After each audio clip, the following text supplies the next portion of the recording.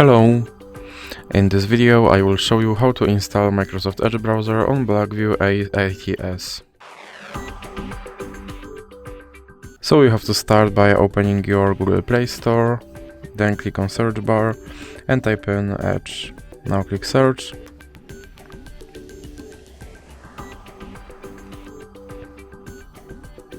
And click install.